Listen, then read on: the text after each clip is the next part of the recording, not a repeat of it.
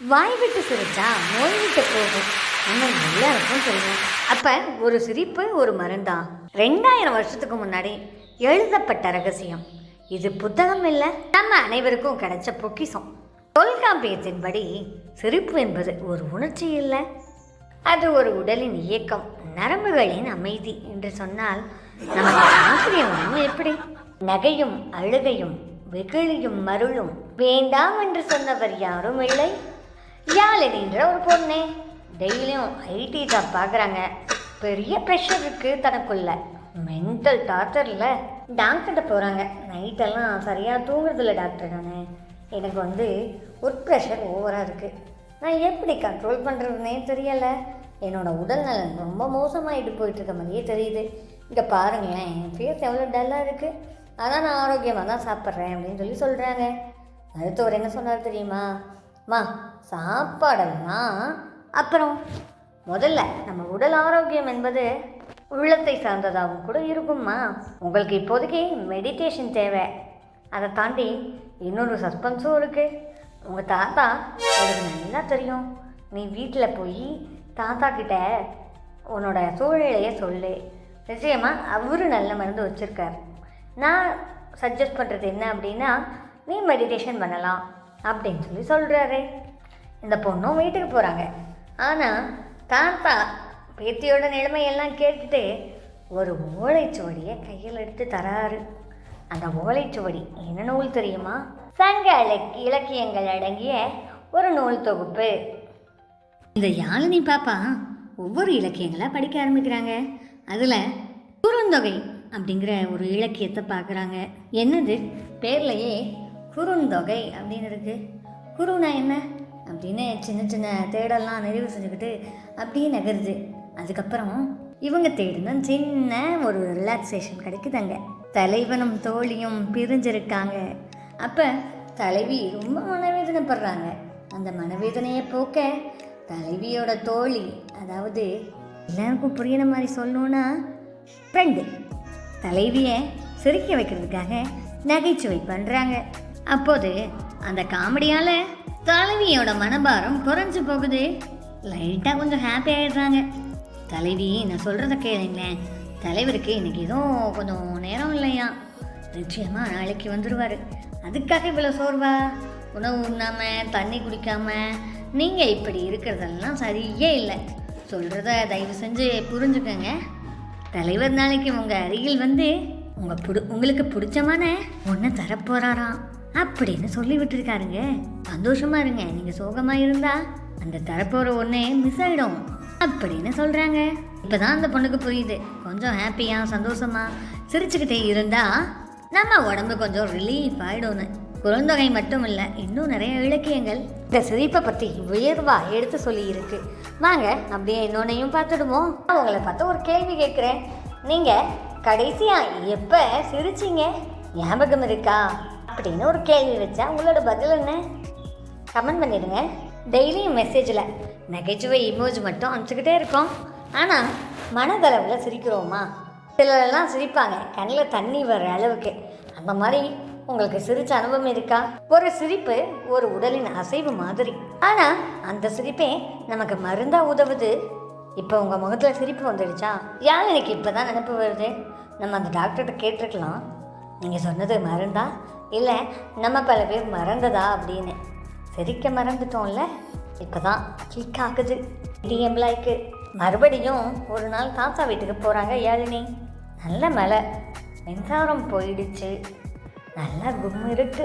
யாழினி காதல் வரியை படித்ததுமே தலைவியோட அறிவாற்றமையை புரிஞ்சதுமே, இங்கே பாரு தலைவி, நீ உம்முன்னு இருந்தேன்னு வச்சுக்கோ, நிச்சயமாக தலைவன் வரமாட்டான், போயிடுவான். அப்புறம் ஒன்று தரேன்னு சொன்னால அதுவும் மிஸ் ஆகிடும். பார்த்துக்க பொண்ணே, நான் சொல்கிறத கேளு, நீ அழுமூஞ்சியாக இருக்காத, உம்முனே நல்லா சரி கலகலன்னு இரு, அப்போ தான் நீ அழகு, நீ அழுதான் உன் முகம் மொத்தமாக அழகு எழுந்துடும் அப்படின்னு சொல்கிறத மறுபடியும் படித்தான். ஏன் அந்த வரிகளை மட்டும் மறுபடியும் படித்தா அப்படின்னு கேட்குறீங்களா? ஏற்கனவே இங்கே தான் நைட்டு தூக்கம் கேட்டு முகமெல்லாம் அப்படியே டல்லாக வாடி போயிருக்குல்ல, அதனால தான் யாழினியும் சிரிக்க தொடங்கினான். காரணத்தோட சிரிக்கணும். ஒரு ஜோக்கை சொல்லி சிரிக்கலாம், ஒரு காரணமே இல்லாமல் சிரிச்சா பைத்தியம்னு சொல்லிவிடுவாங்கங்க. சிரிக்கிறதுக்கு நமக்குள்ள ஒரு அமிலம் சுருக்கணும். நல்லா ஆரோக்கியமாக சாப்பிடுங்க. சிரித்து வாழ வேண்டும் இல்லையா? நல்லா சிரிக்கிறோம் அப்படின்னா நம்ம தேவையில்லாமல் மருத்துவமனை பில்லு கட்ட தேவையில்லை. அது மட்டும் இல்லாமல் எதுக்குங்க இலவசமாக இருக்கிற சிரிப்பை விட்டுட்டு குழந்தைகள் பின்னாடி ஓடி டெய்லியும் தூக்கத்தை தேடணும். பேர் சொல்லுவாங்க, எனக்கு மாத்திரை போட்டால் தான் மன அமைதியே வருதுன்னே. நான் சொல்லுவேன், நம்மளோட சேனலோட சப்ஸ்கிரைபருக்காக டெய்லியும் ஒரு வீடியோ அப்லோட் பண்ணாதான் எனக்கு தூக்கமே வருதுங்க. உங்கள் சிந்தனையை தூண்டும் விதமாக நல்ல அறிவுபூர்வமாக உங்களுக்கு தெரியாத தகவல்களை தெரியப்படுத்துறதுக்காக இப்படி பல்வேறு கோணங்களில் இயங்கிட்டு இருக்கு இந்த தேநீர் கதைகள் தோழி. உங்களோட சப்போர்ட்டு சும்மா சொல்லக்கூடாதுங்க, பெரிய சப்போர்ட்டு. நீங்கள் இல்லைன்னா நிச்சயமாக இந்த தேநீர் கதைகள் தோழி ஏக்கத்துக்கு சாத்தியமே இல்லை, அப்படி தானே? உங்கள் எல்லாருக்குமே என்னோட மனமார்ந்த நன்றி. மனசில் கஷ்டத்தை சுமக்காதீங்க தயவு செஞ்சு. அப்படி ஒரு வேலை இருக்கா அதை கமெண்ட்டில் ஷேர் பண்ணுங்கள். அப்படியே லைட்டாக நம்ம தேடி கண்டுபிடிச்சி உங்கள் கவலையை தீர்த்துடுவோம். கடன் சுமையாகட்டும், காதல் சுமையாகட்டும், சுமந்து இருந்தால் மனம்தான் கெடும். மனசை விட்டு சொல்லிடுவோம். மகிழ்ச்சியாக இருக்கணும்ல. 2000 வருஷம் வாழ்கிறதெல்லாம் அப்புறம். வாழும் காலம் நிம்மதியாகவும் சந்தோஷமாகவும் இருக்கணும். அதே சமயம் அடுத்தவங்களுக்கு இல்லாத வகையாகவும் இருக்கணும் இல்லையா? நம்ம ஒட்டுமொத்த நமக்கு என்ன அவார்டு கிடைக்க போகுதா? இல்லை, நல்லா நினச்சி பாருங்க. நம் கண்முன் இருக்கும் சாதனையாளர்கள் அத்தனை பேருமே எத்தனையோ கவலைகளையும் கஷ்டங்களையும் பிரச்சனைகளையும் தாண்டி வந்தவங்க தான். யாருமே ஈஸியாக இந்த உலகம் ஜெயிக்க விட்டுடல. ஆசிரமம் நடத்தணும் அப்படின்னாலும், மக்களுக்கு தொண்டு செய்யணும் அப்படின்னு நினைச்சாலும் கூட அதுலேயும் 1008 இடையூறுகள் இருக்கத்தான் செய்கிறது. ஆனால் அதையெல்லாம் பார்த்து பயந்துட்டா நம்மளால மூச்சு விடக்கூட முடியாது. கெடுக்கிறவங்க 1000 பேர் நம்ம சுற்றி இருந்துக்கிட்டே இருக்கலாம். அதையெல்லாம் சிம்பிளாக ஒரு ஸ்மைலில் சரி பண்ணிடுங்க.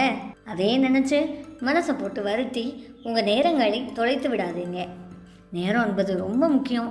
எத்தனை கோடி சொத்து சேர்த்து வச்சோன்னு சொல்கிறத விட எவ்வளவு மக்களை சம்பாதித்து வச்சுருக்கோம், என்ன நல்ல நல்ல விஷயங்கள் செஞ்சு வச்சுருக்கோம் அப்படின்னு தான் பின்னாடி பேசுவாங்க. நம்ம உறவுகள் தான் சொத்தை தேடி எந்த பேங்கில் எந்த அக்கௌண்ட்டில் எவ்வளோ இருக்குது அப்படின்னு தேடுவாங்க. ஆனால் நம்மளை சார்ந்த மற்ற மக்கள் எல்லாமே நாட்டுக்காகவும் மக்களுக்காகவும். அதனால் நம்மளால் முடிஞ்ச அளவுக்கு எல்லாருக்கும் நல்லதே செய்வோம். முடியலன்னா பரவாயில்ல. மகிழ்ச்சி என்பது நம்மிடமிருந்து தான் வர முடியும். மற்றவங்களால நமக்கு சந்தோஷத்தை நிச்சயமாக கொடுக்கவே முடியாது. அன்பு எப்படி நம்மகிட்ட இருந்து பிறக்குதோ அதே மாதிரி தான் மகிழ்ச்சியும் நம்மகிட்ட இருந்து தான் உருவாகணும். அதனால் மன அழுத்தத்திலிருந்து முற்றிலுமாக வெளியே வர பிடித்தமானவர்களோ பிடிக்காதவர்களோ சிரித்து விட்டு கடந்து செல்வோம். சின்ன சின்ன புன்னகையோடு. இன்னைக்கு எத்தனை பேரை வழியில் பார்த்தீங்க? அவங்கள பார்த்து ஒரு சின்ன ஸ்மைல் பண்ணீங்களா? அப்படி இல்லைன்னா நாளையிலேருந்து ஃபாலோ பண்ணுங்களேன். என்ன மாற்றம் நிகழுது அப்படிங்கிறத பார்க்கலாம். நாங்கள் கொஞ்சம் சிரமப்பட்டோம். என் கூட சண்டை போட்டவங்களோட கூட சிரிக்க பழகுங்க, பார்ப்போம். உங்களுக்கும் மனசு மாறும். நம்மளால் சின்ன சின்ன மாற்றம் நிகழ்ந்தால் சந்தோஷம் தானே? இந்த வீடியோ உங்களுக்கு பிடிச்சிருக்குல்ல? மறக்காமல் கமெண்ட் பண்ணுங்கள்.